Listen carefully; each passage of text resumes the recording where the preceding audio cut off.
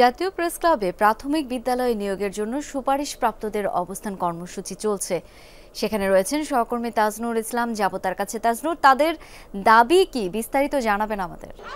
দেখুন, মূল দাবি তো একটিই, শাওন, এবং সেই দাবি তারা বহুদিন ধরেই বলে আসছেন। বিশেষ করে তাদের যখন ফলাফলের ভিত্তিতে যে নিয়োগ হওয়ার কথা ছিল, সেই নিয়োগ পরবর্তী সময় যখন বাতিল ঘোষণা করা হলো, তারপর থেকে তাদের এই আন্দোলন চলছে। এবং আজকে প্রেস ক্লাবের সামনে দেখা যাচ্ছে যে মূলত কয়েকশো শিক্ষক যারা কিনা সুপারিশপ্রাপ্ত হয়েছিলেন, তাদের নিয়োগ হওয়ার কথা ছিল, কিন্তু পরবর্তী সময়ে যখন সেই ৬,৫৩১ জন শিক্ষকের নিয়োগ বাতিল করা হলো, তারপর থেকে কিন্তু এই আন্দোলনের সূত্রপাত। এবং তাদের এই মূল দাবি একটি, সেটি হচ্ছে যেই ৬,৫০০ শিক্ষকের এই যে নিয়োগ প্রক্রিয়া বাতিলের যে সিদ্ধান্ত হয়েছে, সেই সিদ্ধান্ত বদলাতে হবে এবং তাদেরকে যেন দ্রুত সময়ের মধ্যে যোগদান করানোর সুযোগ তৈরি করে দেওয়া হয়, সেই সুযোগটি তৈরি করে দেওয়া হবে। এই মুহূর্তে প্রেস ক্লাবের সামনে তারা যেই অবস্থান কর্মসূচিটি পালন করছেন, সেই অবস্থান কর্মসূচি থেকে তারা একটি বার্তা দিচ্ছেন।